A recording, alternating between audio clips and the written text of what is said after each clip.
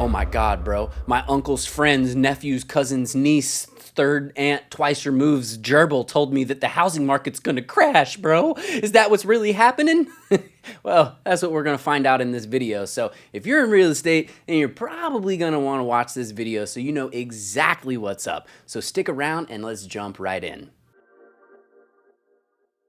What's up, everybody? Jake Fletcher here with the Fletcher Group eXp Realty in Miami, your go-to real estate source for all things Miami real estate and worldwide. You need a referral in Texas for a great agent? I got you, bro. You need a great agent in Mongolia? I got you, bro. All my info's down below, so check it out. And in this video, we will be discussing what are the likely outcomes for the housing market in 2022, why I personally don't think that there will be a market crash anytime soon, but big asterisk, we could see a correction, all right? But before we do that, if you find this kind of video helpful, this type of information benefits you in some type of way, or you know somebody who might benefit from this information, please do me a simple kindness, stranger, and share this video, all right? So it's been a wild past couple of years for the U.S. housing market. There's no ifs, ands, or buts about it. Nobody knew what would happen when the health crisis first started. Back in 2020, people thought, oh, the market's gonna crash, houses are gonna be worth $2. Some people thought, oh my God, houses are gonna go insane, right? Well, the latter group actually proved to be correct because as time has showed, the market has absolutely exploded, all right? Especially at the beginning of the health crisis, it was interesting because people didn't want strangers coming into their homes, right? And that's still kind of carrying over now. With a pandemic going on, do you really want random strangers showing up to come inside of your house, right?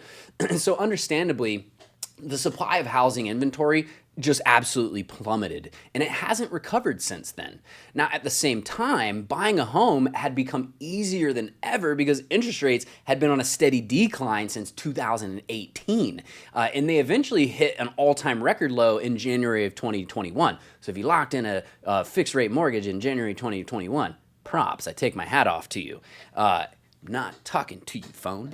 And since that time, interest rates have been going up, but they're still relatively low compared to other times in history, which is still enabling a lot of people to be able to buy. However, interest rates are starting to rise now, pricing some buyers completely out of the market and forcing many others to lower what their max purchase price is. All this leading to people saying, well, hold on now. Is the real estate market about to crash, y'all? Well, it's all about supply and demand. So let's break it down, okay? Let's talk about demand first. Some things that I feel like I don't hear anybody talking about, except for myself, is that millennials have now become the fastest growing and largest segment of home buyers in the US. And actually, according to a 2020 report that was recently released by NAR, the National Association of Realtors, millennials made up the largest share of home buyers at 43%. That was a new development. However, according to policyadvice.net, only 32.2% of millennials actually own their own home. So when compared to the national homeownership average of 64.8%, according to census statistics, that would suggest that there are still about 32.6% of millennials that still need to buy a home in the coming years, all right? And we haven't even started talking about Gen Z, all right? Only 2% of Gen Zers represent the share of both home buyers and sellers. So for those reasons, in my opinion, demand is only going to continue to grow for owning a home in the foreseeable future, right? So there's going to be more and more and more buyers as the years go on. The population's growing, so it makes sense to think, okay, the share of home buyers are probably going to grow too, right? So, it just makes sense, right? Demand is going to keep going up for the foreseeable future. Plus, since we have a ton of pent-up demand across the country because of low levels of inventory, made it really tough for buyers to find a home over the last couple of years. Many of them are actually still looking, right? So at the same time that demand keeps backing up with more and more people wanting to buy, we're also at historically low levels of inventory. think about that. Historically low levels of inventory. There's never been so little inventory, right? And this is due to, like we said, hesitancy of sellers to list their property, but it's also because of record high sales data from across the country. So because rates have been so low, people are just rushing out to grab every house that they can, right? So, i.e., less new listings, right? Plus lots of people buying homes compared to the amount that would normally be buying homes, okay? So you got the little supply and demand thing there, right? And as we pointed out here, there's that low supply, high demand. That has been what has contributed towards the meteoric rise in home prices. If you were wondering why prices of houses have gotten so expensive. So anecdotally, here in Miami-Dade County, the median sales price for a single family home jumped from $370,000 to $565,000 between January 2020 and April 2022. That's a 52.7% increase, people. All right. And the April national median listing price for active listings was $425,000, which is up 14.2% compared to last year. Okay. And then 32.4% compared to April of 2020. All right. So national median up over 32%. That's crazy. All right. In large metros, we've actually seen median listing prices have grown by 9.1% compared to last year on average, which is pretty interesting. But we know that supply is low, inventory is low. We know demand is high, right? And now we know that demand's only going to keep getting higher, right? So why is it that everyone's talking about, the market's about to crash, the tide is changing, the market's shifting? Well, let's get into the changing tides, shall we? We're finally starting to see an increase in the number of new listings in some markets across the nation, which could be a good sign of things to come, right? And it's not in every market though. Keep in mind that, inventory still decreased in 42 out of 50 of the largest metros year over year as of April 2022, right? So there was 8 metros that the number of inventory actually increased. But that's compared to the month before, it was only 6 metros that the amount of inventory increased year over year. So you added a couple of metro areas to, the ones that are able to say, hey, we got more inventory now, right? So still a small number, but it's a potential sign of good things, right? Now, in April, we were still down 12.2% with our inventory since last year, okay? And 60.1% compared to right before the pandemic in 2020. Think about that. For every 5 homes that were available pre-pandemic, now there's only 2. That's insane, right? But it's better than 1.5, all right? Can you even have half of a home? Anyways, Redfin also reported that 15% of home sellers in April cut their asking price.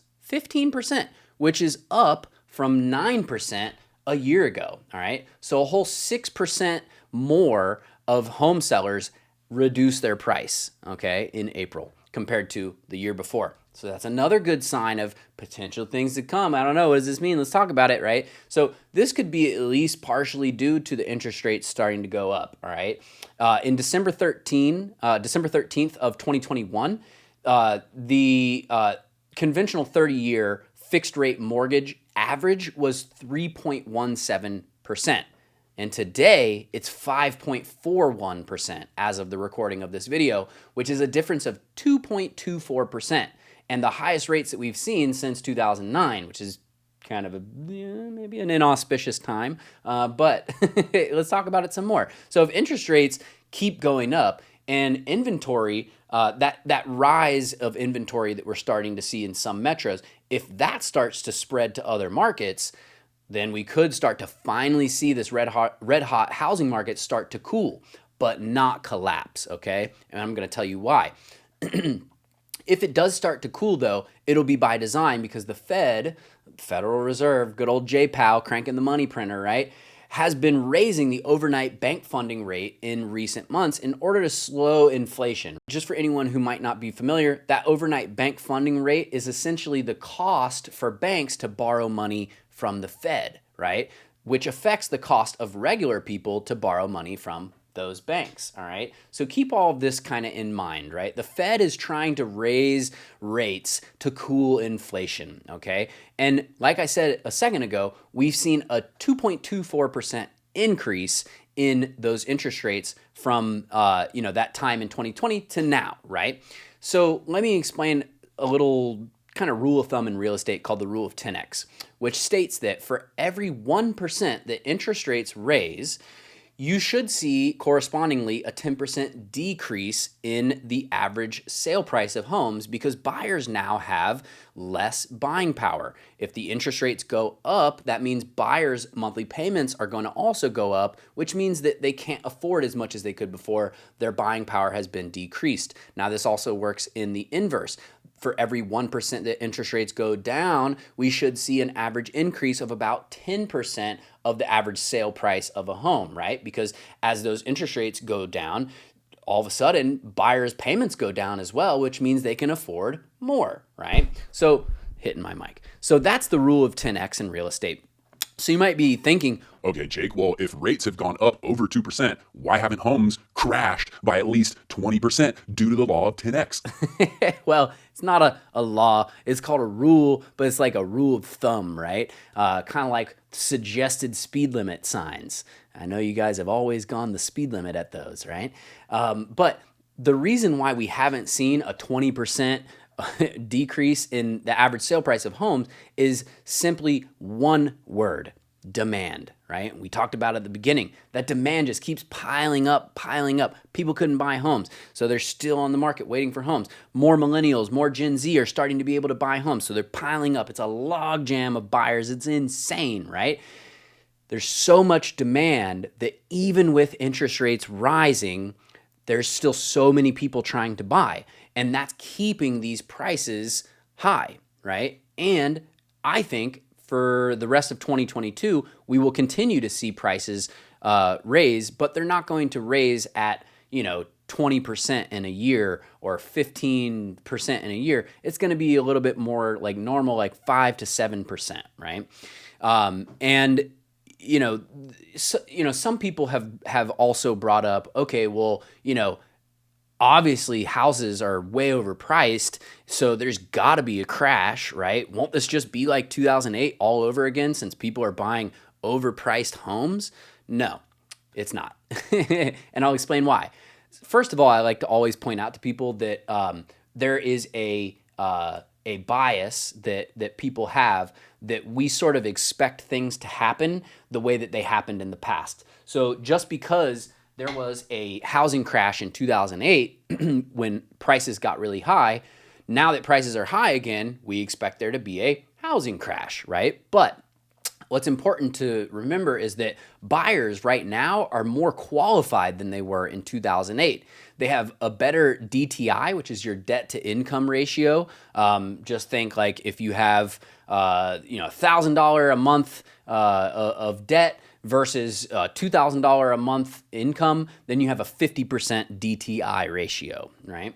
Now, another thing too is that buyers have better credit scores than in 2008. So not only do they have better income and better credit scores, also lending practices have gotten more strict. Back then, they did what was called ninja loans, no income, no job, applications. And those ninja loans were a big part of why things got a little dicey in 2008, right? Because that housing bubble pop was triggered by that combo of the kind of predatory lending practices, cheap debt, and the financial engineering that led to many borrowers being placed into unaffordable mortgages, which then forced many of those same people to have to foreclose on their properties, very sadly, right?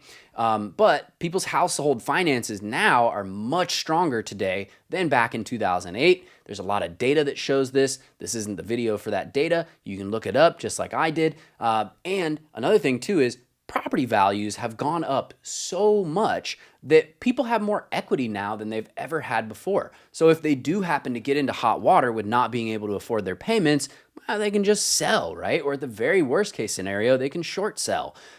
So these are the reasons why it's not going to be 2008 all over again. I'll put my money on it. Do I think that there's going to be a correction? I do. I do think that by, eventually these higher interest rates are going to have an impact on the market. We aren't seeing it as of, May 13th, 2022, but eventually these higher interest rates will have an effect on the market.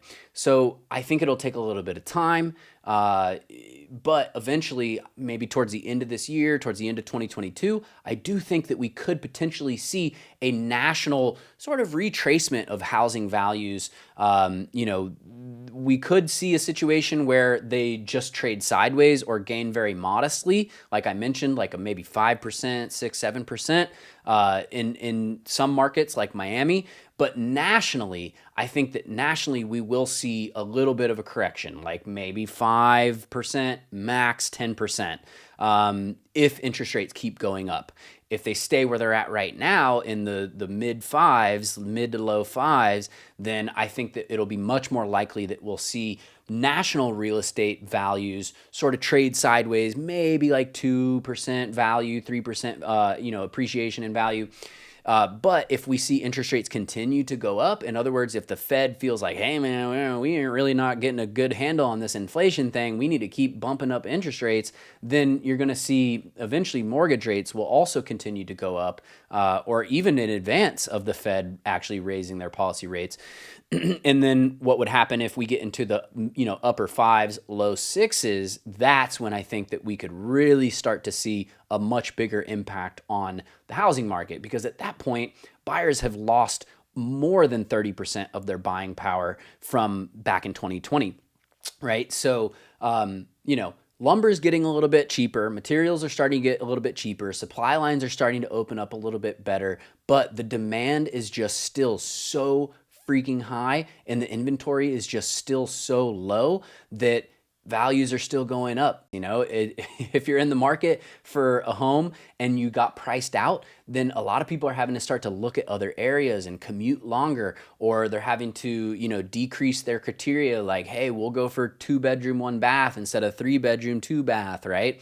So these are the kind of decisions that buyers in this market are starting to have to consider and make. So yeah, man, it's crazy out there. Stuff's wild, right? But there's light at the end of the tunnel. We could see a potential correction at the end of this year. At the very least, prices aren't going to be as wild as they've been. So, if you can start making more money, if you can save more money, figure out a way to fix your credit, get into a position where you can make a move on real estate, especially towards kind of the end of this year, potentially, I think you're putting yourself in a good position.